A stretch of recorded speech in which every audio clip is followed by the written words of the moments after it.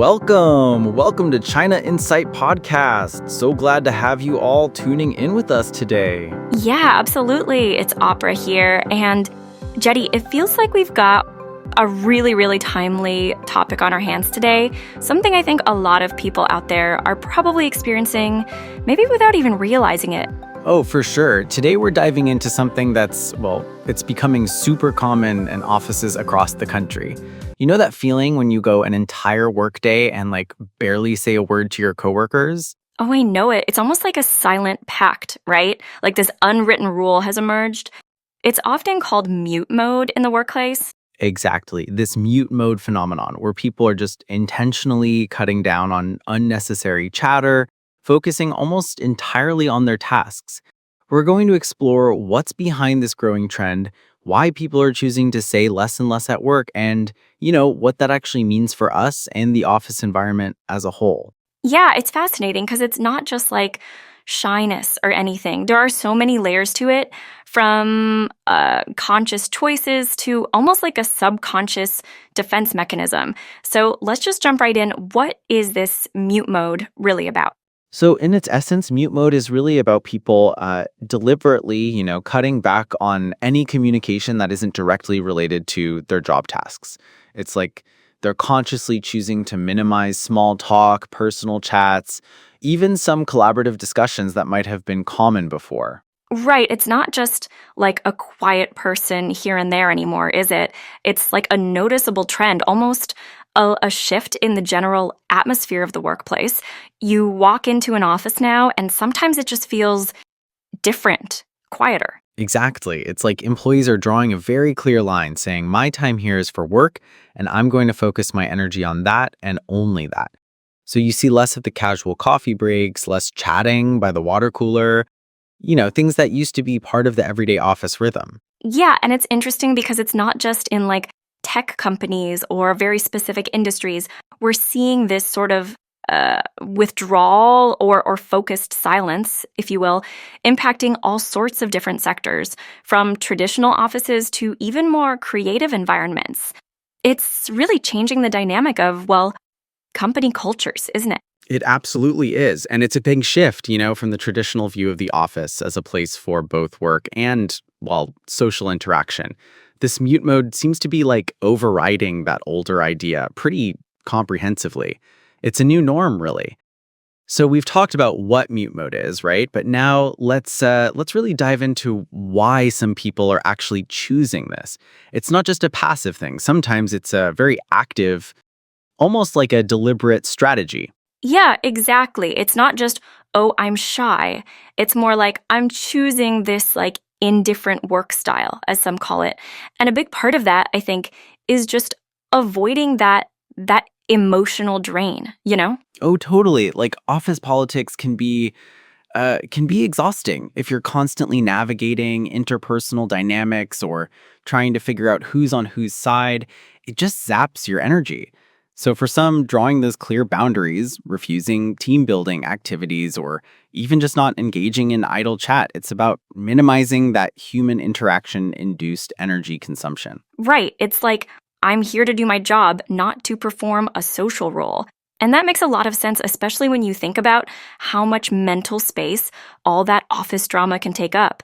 It's almost a self-preservation mechanism. Absolutely. And then there's the focus aspect too, right? A lot of people feel like constant interruptions or even just the possibility of casual conversation really breaks their concentration. With digital tools now like DingTalk or WeChat, most work communication it's pretty traceable. You can just message someone, get a clear answer, and move on. There's less need for, spontaneous verbal exchanges. Yeah, that's a good point. The necessity for face-to-face small talk has definitely decreased. And it ties into a really interesting shift in values, don't you think? Like this idea that, hey, I'm here to earn money, not to make friends. It's a very transactional view of work. Yeah, it really is. And it's not just about earning money. It's almost like they're indifferent to promotions or raises or even how their colleagues perceive them. It's like my value isn't tied to my popularity at work. It's tied to my output. Uh-huh. It's a complete redefinition. Work is just like a means to an end. It's just a job, not a place to build a social life or invest emotionally. It's almost like they're saying, my personal life, my social circles, that's outside of these four walls.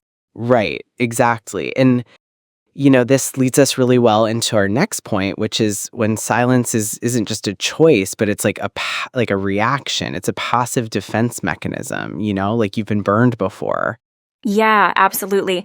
I think for a lot of people, especially those who have been in the workforce for a while, they've experienced some sort of interpersonal damage. And so silence just becomes a means of self-preservation. Oh, for sure. Think about it. You pour your heart out, you share something with a colleague, and then boom, you find out they went and like snitched on you to the boss. Or, suddenly you're being targeted by a leader because of something you innocently said.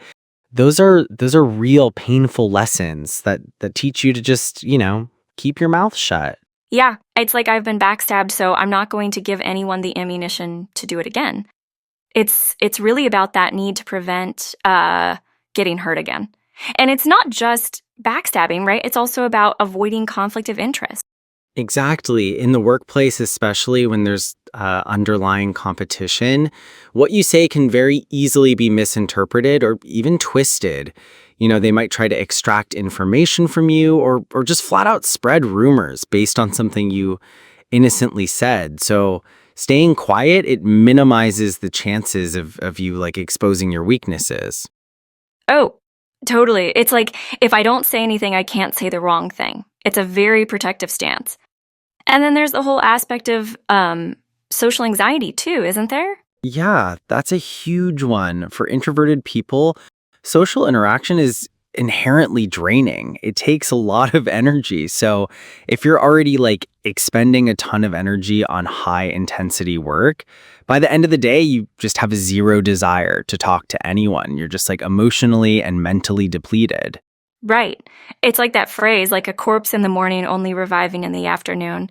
You're just trying to get through the day, and any extra social engagement just feels like an unnecessary burden. It's just too much effort.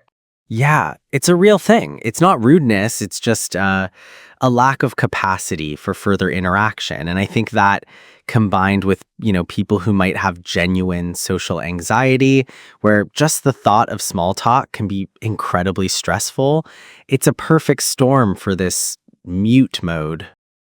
Yeah, it really paints a picture of silence as a very deliberate, albeit passive, choice for self-preservation, whether it's from past trauma or just like pure energy management.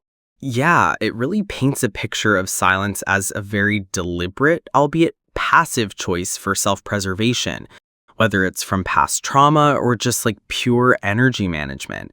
So, it sounds like there are some good reasons to be silent, but I guess it's not all sunshine and rainbows, right? Like there must be a flip side to this mute mode coin.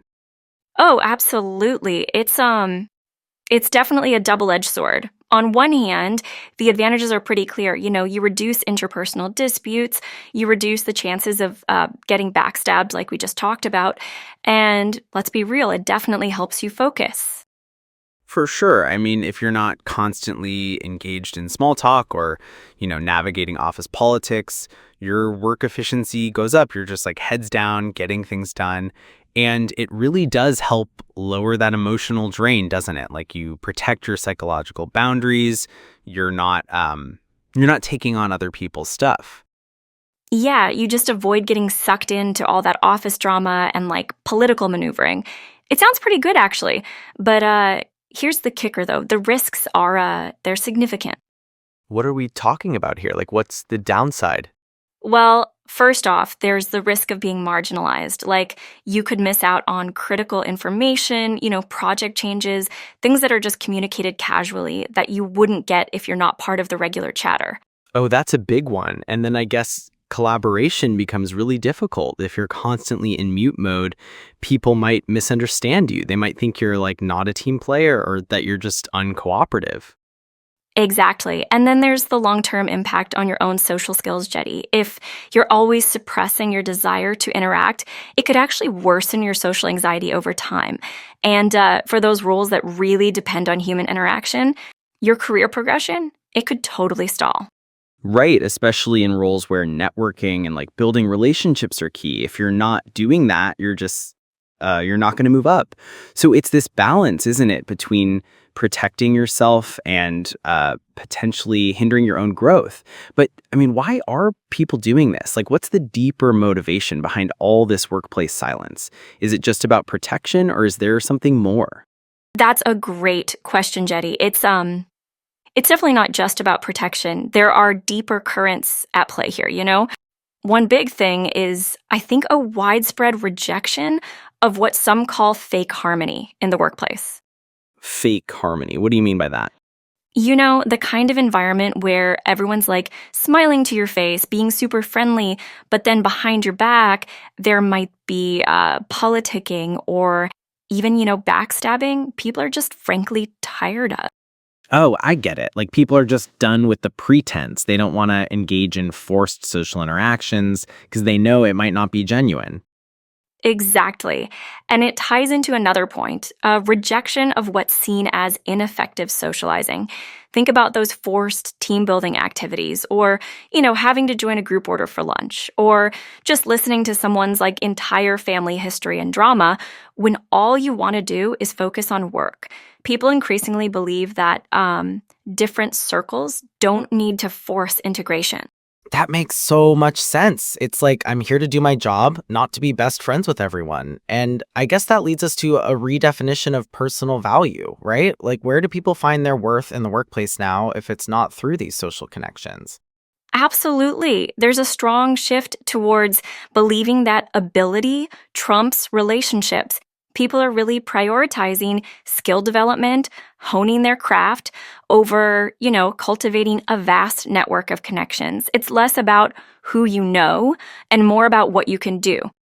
So the focus is entirely on performance and like measurable output rather than the soft skills of networking and schmoozing. That's a pretty fundamental shift in workplace philosophy, isn't it?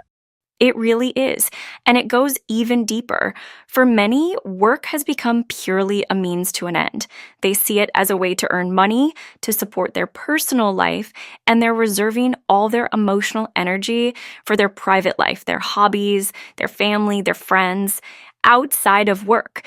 The job itself, it's just a transaction.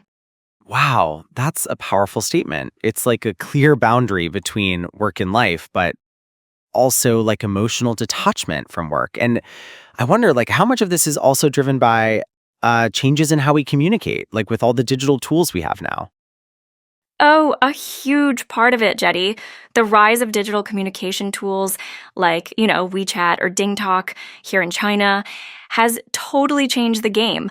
Online text-based communication is like so much more efficient. You can send a message, get a quick answer, and it creates a written record, which is super important for accountability. Right. No more he said, she said arguments. It's all there in black and white. Exactly. And because of that, the necessity for spontaneous, face-to-face verbal communication has really diminished. Why walk over to someone's desk and chat when you can just send a quick message that's faster and leaves a paper trail? It's definitely enabling and accelerating this whole mute mode trend.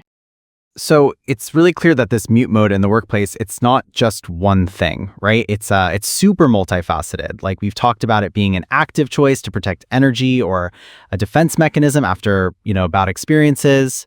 Yeah, absolutely. And also, as we discussed, it's a rejection of fake harmony, a redefinition of personal value towards skills over relationships, and of course, the big role that digital communication tools play. It's a really complex shift in workplace culture.